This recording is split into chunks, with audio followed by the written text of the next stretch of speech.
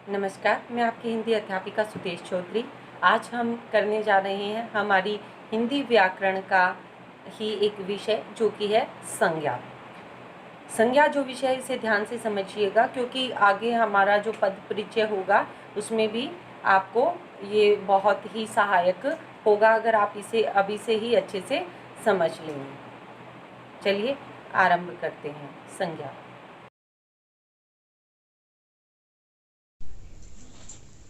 पिछली बार हमने किया था शब्दों को 5 आधारों पर बांटा जाता है, जैसे उत्पत्ति के आधार पर, संरचना के आधार पर। तो उसमें ही एक था प्रयोग के आधार पर भी शब्द के 2 भेद होते हैं। कौन सा? एक विकारी शब्द और एक अविकारी शब्द। तो आज हम जब कर रहे हैं संज्ञा और उसके भेद, तो जो संज्ञा है वो क्या है? हमारा विकारी शब्द है, क्योंकि उसमें विकार उत्पन्न होता है, परिवर्तन आता है, इसलिए संज्ञा हमारा क्या है? विकारी शब्द है। तो आपको पता होना चाहिए कि प्रयोग के आधार पर शब्दों के 2 भेद होते हैं, एक विकारी एक अविकारी। और विकारी शब्द क्या कहलाता है? विकारी शब्दों में क्या आता है? संज्ञा। विकारी शब्द है संज्ञा। संज्ञा किसे कहते हैं? तो किसी व्यक्ति, वस्तु, प्राणी, भाव व स्थान के नाम को संज्ञा कहते हैं। किसे कहते हैं? किसी व्यक्ति, वस्तु, प्राणी, भाव व स्थान के नाम को संज्ञा कहते हैं। अब आपके सामने व्यक्ति, वस्तु, प्राणी, भाव, स्थान सभी के उदाहरण आपके सामने प्रस्तुत किए गए हैं। ध्यान से देखिए। का बोध करवाता हो, यानी जो शब्द हमें इनके विषय में बताता हो, उन्हें क्या कहते हैं? संज्ञा कहते हैं। जैसे कि व्यक्ति के तौर पर हम देख सकते हैं राम, मोहन, गणेश, रवि, श्याम, जो भी नाम है वो क्या है? व्यक्ति है। वस्तु का बोध करवाते हैं, पानी, फल, पुस्तक, कलम, पेंसिल, पेन, सब क्या है? वस्तु हैं। प्राणी यानी कि मनुष्य, पशु, पक्षी, स्त्री, भाव, अच्छाई, बुराई, प्रेम, झूठ आदि क्या है? भाव, जो हमें भाव का बोध करवाते हैं। गांव, शहर, दिल्ली, आगरा, ये सब क्या है? स्थान। तो ये क्या है? हमें स्थान का बोध करवाते हैं। जब हम ये कहते हैं कि हमें शहर जाना है, हमें दिल्ली जाना है, तो हमें ये पता लगता है कि बताने वाला या हम कहीं पर जा रहे हैं, और वो हम क्या बताना चाहते हैं अगले इंसान को? हम ये बताना चाहते हैं कि हम उस शहर यानी कि उस जगह पर हम जा रहे हैं। तो ये समझ आ गया होगा कि संज्ञा किसे कहते हैं? जो व्यक्ति, वस्तु, प्राणी, भाव, स्थान का बोध करवाए उसको संज्ञा कहते हैं। अब ये देखिए संज्ञा के भेद। संज्ञा के कितने भेद होते हैं? जो संज्ञा हमने पढ़ी पीछे, संज्ञा के भेद अब हम पढ़ रहे हैं। संज्ञा के भेद कितने भेद होते हैं? व्यक्तिवाचक, जातिवाचक और भाववाचक। व्यक्तिवाचक, जातिवाचक और भाववाचक, यानी संज्ञा के 3 भेद होते हैं। लेकिन इसके साथ साथ ही क्या है? जो जातिवाचक है उसके भी 2 भेद पाए जाते हैं। संज्ञा में 2 भेद बताए जाते हैं, जो कि है एक द्रव्यवाचक और एक समूहवाचक, जिनको हम आगे अपने जो संज्ञा और उसके भेद का जो विषय उसमें विस्तार पूर्वक पढ़ते हैं। चलिए, सबसे पहला भेद है व्यक्तिवाचक संज्ञा। तो व्यक्तिवाचक संज्ञा किसे कहते हैं? तो ये देखिए, व्यक्तिवाचक संज्ञा किसे कहते हैं? जो शब्द किसी विशेष एवं निश्चित व्यक्ति, स्थान या वस्तु का बोध करवाते हैं, उन्हें व्यक्तिवाचक संज्ञा कहते हैं। इसे इंग्लिश में कॉमन नाउन भी, इसमें प्रॉपर नाउन भी कहा जाता है, यानी कि एक विशेष व्यक्ति या स्थान या वस्तु का बोध जो करवाता है। विशेष यानी कि उसका अपना एक अस्तित्व होता है उस वस्तु, व्यक्ति, स्थान का, उसे व्यक्तिवाचक संज्ञा कहते हैं। तो चलिए हम व्यक्तिवाचक संज्ञा को उदाहरण से समझते हैं। अब देखिए, स्वामी दयानंद सरस्वती ने आर्य समाज की स्थापना की। अब जो स्वामी दयानंद है, उनको नाम से सभी जानते हैं कि वो एक विशेष व्यक्ति हैं। तो ये विशेष व्यक्ति का विशेष नाम हुआ, तो ये क्या हुई? व्यक्तिवाचक संज्ञा। हिंदी साहित्य में छायावाद का प्रमुख महाकाव्य है कात्यायनी है। तो ये क्या हुई? विशेष वस्तु, यानी एक ऐसी वस्तु जिसका एक विशेष नाम है। तो इसी प्रकार से ताजमहल आगरा में स्थित है। अब देखिए ताजमहल एक निश्चित, आगरा जो है एक निश्चित स्थान है, लेकिन विशेष उसका अपना नाम है। अगर हम ये कह दें ताजमहल एक शहर में स्थित है, तो फिर क्या है, शहर क्या है, शहर तो व्यक्तिवाचक संज्ञा नहीं है, शहर तो बहुत सारे हैं। ठीक है, तो ये हमारी हुई व्यक्तिवाचक संज्ञा जो एक विशेष। अब है जातिवाचक संज्ञा। जातिवाचक संज्ञा किसे कहते हैं, जो संज्ञा शब्द किसी प्राणी, पदार्थ या समूह की जाति का बोध करवाते हो, यानी किसका, जाति का बोध करवाते हो, उन्हें क्या कहते हैं, जातिवाचक संज्ञा कहते हैं। ध्यान रखिएगा कि जो किसी जाति यानी विशेष व्यक्ति का नहीं, किसी जाति का बोध करवाता हो। जाति से हम ले सकते हैं कि हम मान लो हिंदू है, मुस्लिम है, उसमें तो सभी लोग आ जाते हैं, उसमें कोई विशेष नहीं है। बट वो क्या है, एक जाति नहीं कह सकते, एक धर्म कह सकते हैं उसको। तो ठीक उसी तरह से जो जातिवाचक संज्ञा होती है, जैसे कि उदाहरण देखिए, लड़का दिल्ली जा रहा है। अब लड़का क्या है, लड़का, इसने नहीं कहा कि राम दिल्ली जा रहा है। अगर राम कहता है तो क्या है, व्यक्तिवाचक संज्ञा है। अब लड़के तो बहुत है, लड़का किसका बोध करवा रहा है, लड़का लड़के की जाति का यानी कि पुल्लिंग जाति का बोध करवा रहा है। मेरा विद्यालय घर के पास है। अब मैंने तो नहीं बताया ना कि मेरा विद्यालय कौन सा है, BR ग्लोबल जो मेरा विद्यालय है, नहीं, वो BR ग्लोबल है तो वो व्यक्तिवाचक संज्ञा है। मैंने कहा मेरा विद्यालय घर के पास ही है। अब विद्यालय की जाति से है, ना कि किसी विशेष विद्यालय का जिक्र हुआ है। हमें रोजाना फल खाने चाहिए। फल क्या है, फल भी जातिवाचक संज्ञा है, लेकिन इसके कुछ अपवाद भी हैं।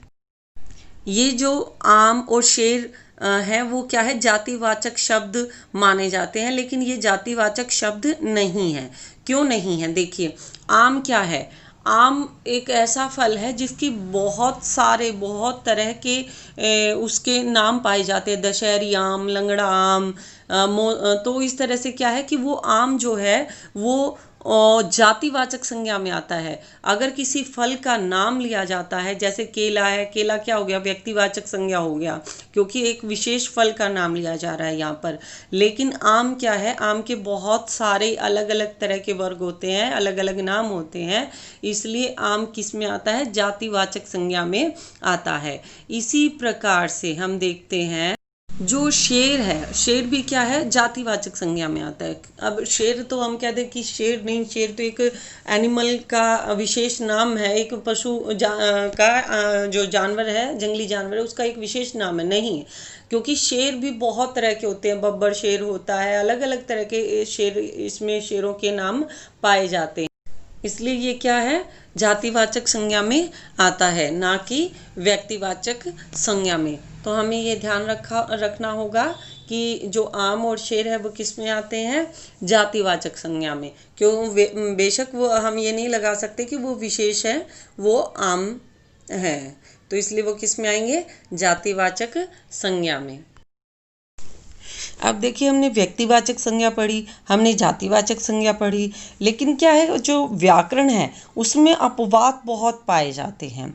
तो यहाँ पर हम कुछ अपवादों को लेते हैं, मतलब जो कुछ ऐसे हैं जो विशेष नाम है लेकिन वो आते जातिवाचक संज्ञा में हैं। अब वो क्यों आते हैं, किस लिए आते हैं, वो हम यहाँ समझते हैं। व्यक्तिवाचक संज्ञा का जातिवाचक संज्ञा के रूप में भी प्रयोग होता है। वो किस प्रकार से होता है, देखिए, कभी कभी किसी विशेष व्यक्ति के गुणों के कारण व्यक्तिवाचक संज्ञा का प्रयोग जातिवाचक के रूप में होता है। किसी प्रसिद्ध व्यक्ति के नाम के गुणों का प्रयोग दूसरे व्यक्तियों के लिए किया जाता है, तो यहाँ पर संज्ञा व्यक्तिवाचक न होकर जातिवाचक बन जाती है। उदाहरण देखिए, आज के समय में विभीषणों की कमी नहीं है। अब विभीषण क्या थे, वो थे रावण के भाई। अब उनके जो लोग धोखा देते हैं अपने ही लोगों को, उनके लिए जो एक कहावत भी कही जाती है कि घर का भेदी लंका ढाए, तो ये किसके लिए कहा जाता है, विभीषण के लिए कहा जाता है। बेशक उन्होंने बहुत अच्छा काम किया था, धर्म के अनुकूल काम किया था, लेकिन फिर भी किसके लिए, आज के समय में विभीषणों की कमी नहीं है। जो गद्दार होते हैं उनके लिए विभीषण शब्द का प्रयोग किया जाता है, ना कि जो विभीषण थे उन्हीं के लिए उस शब्द का प्रयोग किया जाता है। भाई उस लाचार सूरदास को सड़क पार करवा दो। अब सूरदास क्या है? सूरदास एक महान कवि थे। अब जब हम कहते हैं कि सूरदास द्वारा कविता जो पद लिखे गए, तो जो वो सूरदास थे वो क्या है? वो एक विशेष व्यक्ति है, जातिवाचक संज्ञा है।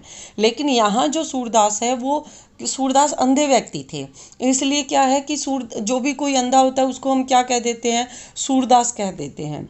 तो इसलिए क्या हुआ कि यहाँ पर जो सूरदास है वो व्यक्तिवाचक संज्ञा ना होकर जातिवाचक संज्ञा है। तो इस प्रकार से कुछ शब्द ऐसे हैं जो व्यक्तिवाचक संज्ञा में नहीं इस्तेमाल होते हुए जातिवाचक संज्ञा में भी इस्तेमाल होते हैं। अब इसी प्रकार से एक उदाहरण और है, आज भी देश में रावणों की कमी नहीं। अब रावण कौन है?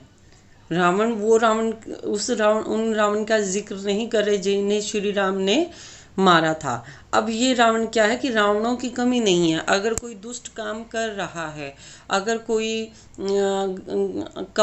छल कपट कर रहा है, कोई गलत काम कर रहा है, तो हम उनके लिए क्या कर देते हैं? रावणों का, यानी रावण उसका नाम लेकर उसके गुणों के कारण, रावण के गुणों के कारण किसी व्यक्ति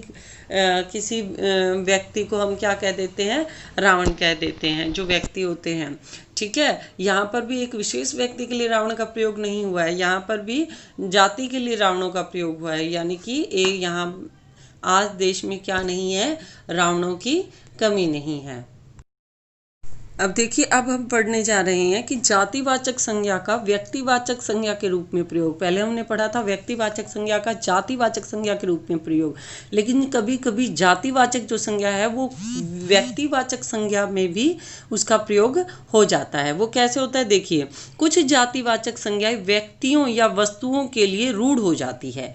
रूढ़ होना, निश्चित हो जाना, कि कुछ व्यक्तिवाचक ऐसी संज्ञाएं हैं जो कुछ विशेष व्यक्ति, ये वस्तुओं या स्थानों के लिए रूढ़ हो जाती है, उनके लिए ही निश्चित हो जाती है, भाई आगे से इनको ऐसे ही बोलना है। अब कह देते कि नेताजी ने आज़ाद हिंद फौज की स्थापना की। अब नेताजी कौन? नेता तो बहुत होते हैं, नेता तो जाति का बोध करवाता है कि नेता लोग वोट मांगने के लिए आए हुए हैं, है ना। लेकिन नहीं, ऐसा नहीं है। नेताजी कौन? सुभाष चंद्र बोस। अब सुभाष चंद्र बोस जो व्यक्ति हैं, व्यक्ति विशेष हैं, उनके लिए एक नेताजी जो जातिवाचक शब्द है वो एक निश्चित कर दिया गया। अगर हम एक विशेष व्यक्ति के लिए एक निश्चित शब्द को रूढ़ कर देते हैं तो वो क्या हो जाता है? फिर व्यक्तिवाचक संज्ञा बन जाता है। अब यहाँ पर नेताजी क्या हो गए? व्यक्तिवाचक संज्ञा बन गए हैं। ठीक है, क्योंकि सुभाष चंद्र बोस के लिए प्रयुक्त हुए हैं। अब देखिए, पंडित जी देश के पहले प्रधानमंत्री थे। पंडित एक जाति का बोध करवाती है, ठीक है, लेकिन फिर भी यहाँ पर ये जातिवाचक संज्ञा नहीं कहलाएगी, क्योंकि यहाँ पर पंडित जी क्या है? हमारे देश के प्रथम प्रधानमंत्री जो जवाहरलाल पंडित जी थे, उनके लिए कहा गया है कि पंडित जी देश के प्रथम प्रधानमंत्री थे। तो यहाँ पर जो पंडित है वो क्या हो गया है? अब जातिवाचक संज्ञा ना होकर एक व्यक्तिवाचक संज्ञा में परिवर्तित हो गया है।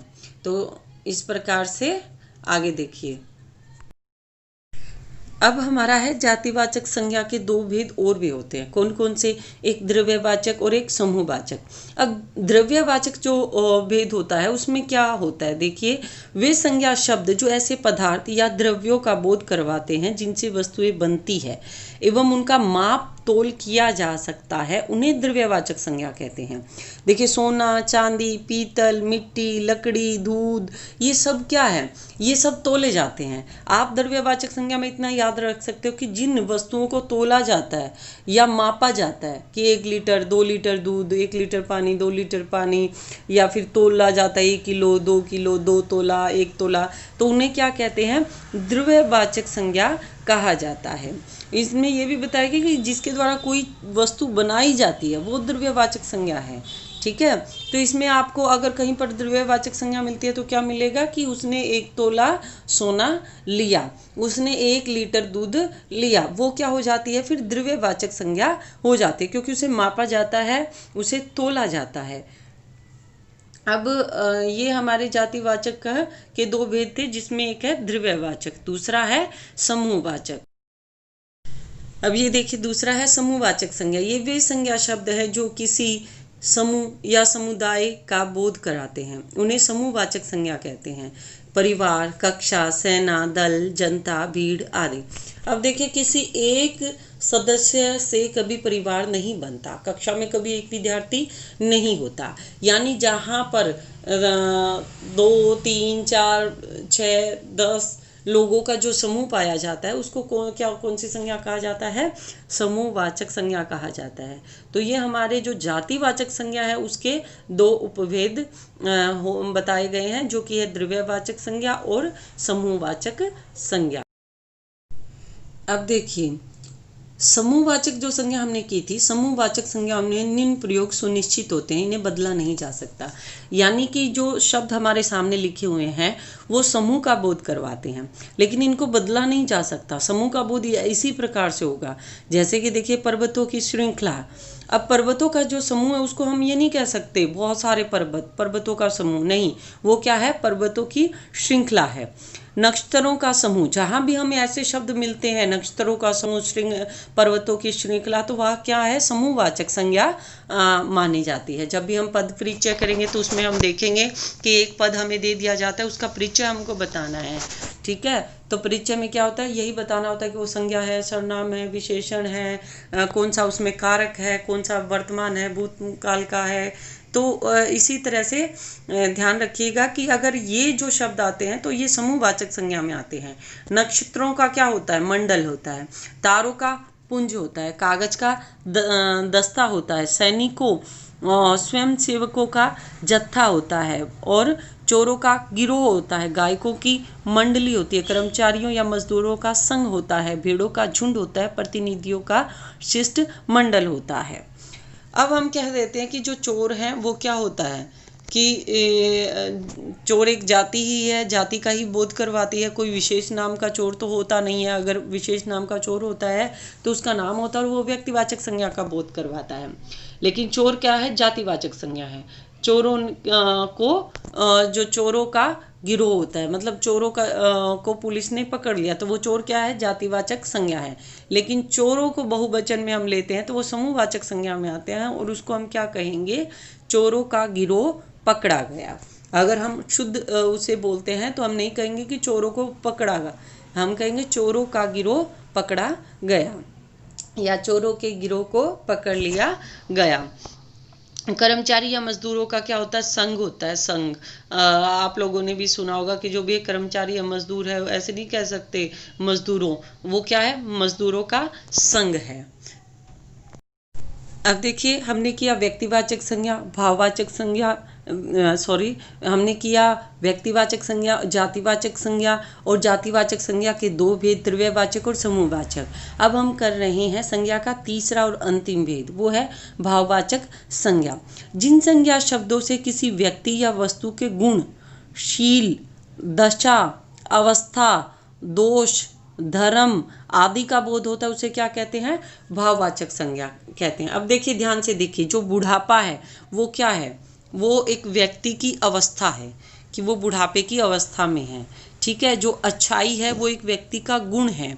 सफलता उसकी जो है दशा है कि वो किस दशा में है, ठीक है? धैर्य कि उसका क्या है कि शील है, उसका गुण है, उसका शील है। शांति और प्रेम इत्यादि। तो ये सब क्या होते हैं? ये सब भाववाचक संज्ञा में आते हैं, भाववाचक संज्ञा के अंतर्गत आते हैं जो ऐसे शब्द होते हैं। इसमें एक बात ध्यान रखने वाली बात है बच्चों कि जो भाववाचक संज्ञा है वो एब्स्ट्रैक्ट नाउन जो आप इंग्लिश में जिसे बोलते हो, मतलब ये फीलिंग्स होती हैं, इसको छू कर नहीं देख सकते हम। जो जिन्हें छुआ नहीं जा सकता उन्हें क्या कहते हैं? भाववाचक संज्ञा। यानी जो भाव करवाती है, जो एहसास करवाती है, वो भाववाचक संज्ञा होती है, जिसे हम छू कर, नाप कर, तोल कर नहीं देख सकते। तो इस प्रकार से ये क्या है? हमारी भाववाचक संज्ञा, जो क्या करवाती है? गुण, शील, दशा, अवस्था का बोध करवाती है। अब देखिए, हमने पढ़ा था कि जो व्यक्तिवाचक संज्ञा उनका जातिवाचक संज्ञा में भी प्रयोग होता है। कुछ जातिवाचक संज्ञा ऐसी है जिनका व्यक्तिवाचक संज्ञा में प्रयोग होता है। लेकिन अब हम यहाँ देख रहे हैं कि भाववाचक संज्ञा शब्दों का जातिवाचक संज्ञा के रूप में भी प्रयोग होता है। भाववाचक, ठीक है, भाववाचक जो संज्ञा होती है उसका किस में प्रयोग होता है? जातिवाचक संज्ञा में भी प्रयोग होता है। भाववाचक संज्ञाएं एक वचन में प्रयुक्त होती हैं, लेकिन जब उनका प्रयोग बहुवचन में बहुवचन में किया जाता है तो वे जातिवाचक बन जाती है। बहुत ही आसान है कि जब हम किसी एक वचन का प्रयोग करते हैं, यानी हमारा जो भाव है, गुण, दशा, शील, धर्म जो भी है, वो अगर एक वचन में है तो वो भाववाचक संज्ञा, लेकिन वही जब बहुवचन में आ जाता है तो क्या बन जाती है? जातिवाचक संज्ञा बन जाती है। जैसे कि बुराई, बुराई एक भाववाचक संज्ञा है। बुराइयाँ, बुराइयाँ एक जाति का बोध करवा रही हैं, यानी बहुत सारी जो जिसमें बुराइयाँ होती हैं वो क्या है? जातिवाचक संज्ञा का बोध करवा रही हैं। दूरी, दूरी क्या है? भाववाचक संज्ञा का बोध करवा रही है। स्थान की दूरी, किसी विषय किसी की भी दूरी, तो वो क्या है? भाववाचक संज्ञा का बोध करवा रही है। लेकिन दूरियाँ, दूरियाँ क्या है? जातिवाचक संज्ञा का बोध करवाती हैं। इसका विशेष ध्यान रखना होगा आप लोगों को। कुछ भाववाचक संज्ञाओं का बहुवचन नहीं बनता। हमें ये भी ध्यान रखना होगा कि हर एक भाववाचक संज्ञा का अगर हम बहुवचन बना लेते हैं तो हमें पता लग जाता है कि ये जातिवाचक संज्ञा, क्योंकि ये यहाँ पर बहुवचन में है। लेकिन हमें ध्यान रखना है कि कुछ भाववाचक संज्ञाएं ऐसी होती हैं जिनकी जातिवाचक संज्ञाएं कभी नहीं बन सकती, क्योंकि वो सिर्फ एक वचन में होती है, वो कभी बहुवचन में नहीं मिलती। जैसे कि देखिए, चंचलता, सुंदरता, शत्रुता, मित्रता आदि शब्दों को कभी चंचलताओं, सुंदरताओं, शत्रुताओं आदि ऐसे शब्दों का हम प्रयोग नहीं करते, क्योंकि ये असंगत है, अमानक है। तो ये कभी भी क्या नहीं बन सकते? जातिवाचक संज्ञा में प्रयुक्त नहीं किए जा सकते। अब देखिए, मैंने आपको पहले भी बताया था कि जो भाववाचक संज्ञा वो इंग्लिश के एब्स्ट्रैक्ट नाउन का ही रूप होता है, जिसमें बताया जाता है कि हम जिसको फील कर सकते हैं वो एब्स्ट्रैक्ट नाउन होते हैं।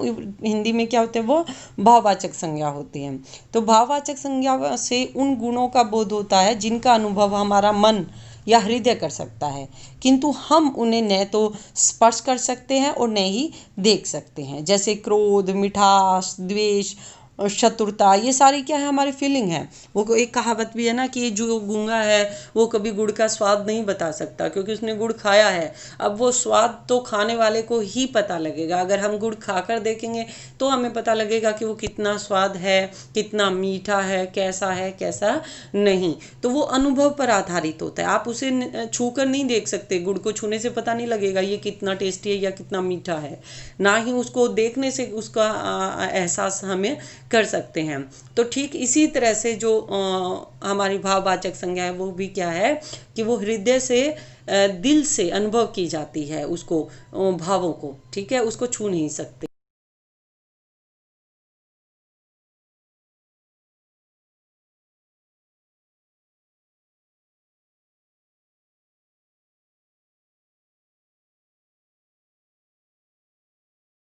अब देखिए, हमने जो संज्ञा के 3 भेद पढ़े, 2 उपभेद, जातिवाचक संज्ञा के 2 उपभेद भी पढ़े। अब हम पढ़ रहे हैं कि जो भाववाचक संज्ञाएं हैं वो किस प्रकार से बनाई जाती है, बनती कैसे हैं। वो जातिवाचक संज्ञा से भी बनती है। आगे आगे जो सारे मैं आपको उदाहरण सहित आपको दिखाऊंगी कि किस तरह से बनती है भाववाचक संज्ञाएं।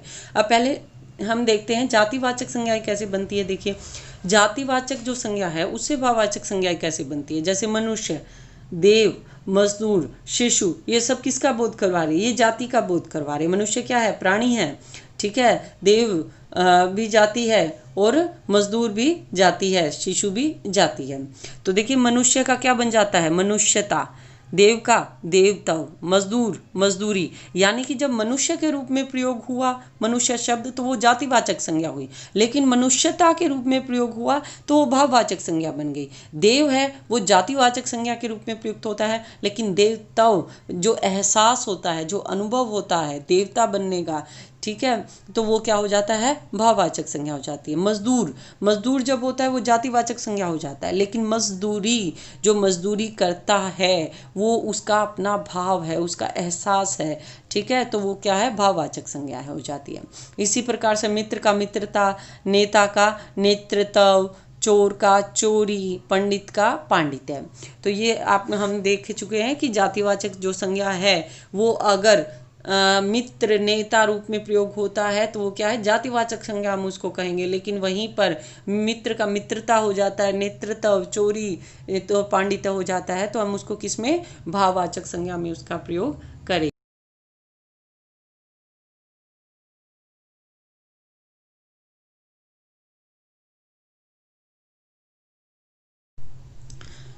अब देखिए भाववाचक संज्ञा हमने जातिवाचक जो संज्ञा थी उससे बनती है, लेकिन अब हम देख रहे हैं कि सर्वनाम से भी जो संज्ञा सर्वनाम जो शब्द होते हैं उनसे भी भाववाचक संज्ञाएं बनती है। किस प्रकार बनती है ये देखिए, स्व स्व मैंने अपना, ठीक है।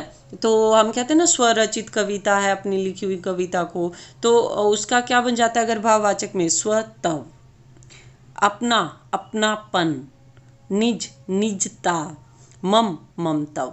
तो ये जो शब्द है जो सर्वनाम शब्दों में प्रयोग होते हैं, अगर यहाँ पर जहाँ भी मतलब स्व निज अपना मिलता है तो वो क्या है, सर्वनाम। लेकिन अगर स्व तब निजता अपनापन मिलता है तो वो क्या बन जाती है, भाववाचक संज्ञा। तो इसका विशेष ध्यान रखा जाना चाहिए। सर्वनाम शब्द तो बहुत कम है, इनको अच्छे से आप याद कर सकते हैं कि ये किस प्रकार से भाववाचक संज्ञा में परिवर्तित होते हैं।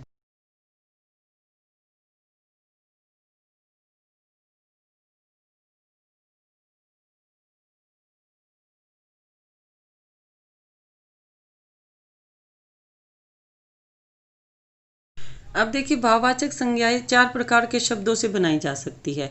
हमने पढ़ा सबसे पहले किससे, जातिवाचक, फिर हमने पढ़ा सर्वनाम, अब हम पढ़ रहे हैं तीसरा विशेषण। विशेषण जो शब्द होते हैं, अगर देखिए ये अभी आपको समझ नहीं आएंगे, जब हम पद परिचय करेंगे तब आपको समझ आएगा कि किस प्रकार से ये जो है, अगर हम पढ़ रहे हैं चौड़ाई, कि उसकी चौड़ाई इतनी है, तो वो क्या है, हम ये सोचेंगे ये इसका विशेषण है, इसकी विशेषता बता रहे हैं, नहीं, वो चौड़ाई है जब वो भाववाचक संज्ञा है, लेकिन चौड़ा है तो वो विशेषण है। वीर, वीरता, चालाक का चालाकी, चालाकी देखिए अब्स्ट्रैक्ट नाउन है, चालाक है, चालाक बंदा हमारे सामने खड़ा है, हम उसको देख सकते हैं, उसको स्पर्श कर सकते हैं, हमें पता है ये चालाक है, लेकिन चालाकी हमें दिखाई नहीं देती, वो भाववाचक संज्ञा हो जाती है। विद्वान हमारे सामने होते हैं लेकिन उनकी विद्वता हमारे सामने नहीं होती। गहरा, गहराई, लघु, लघुता, खट्टा, खटास, आलसी, आलस्य। तो देखिए इस प्रकार से ये सारे क्या है, जो विशेषण हैं उनसे हमने क्या बना दिया, भाववाचक संज्ञाएं बना दी। तो इस प्रकार से ये हमारा तीसरा जो था विकारी शब्द था विशेषण, जिससे क्या बन रही थी, भाववाचक संज्ञाएं हमने बनाई हैं। अब है हमारा चौथा क्रिया। क्रिया जो होती है हमारी, उससे भी भाववाचक संज्ञाएं बनती हैं, यानी कि वो अगर परिवर्तित हो जाती हैं तो भाववाचक संज्ञा बन जाती है क्रिया से। जैसे लिखना क्या है, क्रिया, लेकिन लिखाई क्या है, लिखाई क्या है, भाववाचक संज्ञा। दिखाना हमारा क्या है, क्रिया है, लेकिन दिखावट, हम कहते हैं ना उसमें बहुत दिखावटीपन है, अब वो दिखावटीपन हम उसको महसूस कर रहे हैं, ठीक है, उसका दिखावटी जो आडंबर है वो हम उसको महसूस कर रहे हैं, तो वो क्या है, भाववाचक संज्ञा बन जाती है। बहना, बहाव, सींचना, सिंचाई, थकना, थकावट, चलना, चाल, ठीक है, तो ये सारे क्या है, हमारे क्रिया से हमने क्या बना दिए, भाववाचक संज्ञाएं बना दी। अब हम जो आगे क्रिया से आगे जो हम कर रहे हैं पांचवा, जो हमारा है विकारी अविकारी शब्द है, उससे भी हम भाववाचक संज्ञाएं बनाएंगे, लेकिन हमें चार ही, जो मुख्य रूप से चार जो शब्द जो विकारी होते हैं उनसे ही भाववाचक संज्ञा बनती है। हमने बनाई थी जातिवाचक संज्ञा से, फिर हमने बनाई है विशेषण से, सर्वनाम से, फिर हमने बनाई विशेषण से, और चौथी हमने बनाई है क्रिया से। अब जो भाववाचक संज्ञाएं कुछ बताने जा रही हूँ वो है हमारे अव्यय से भी कुछ भाववाचक संज्ञाएं, अव्यय से भी कुछ भाववाचक संज्ञा हमारी बनती है। तो देखिए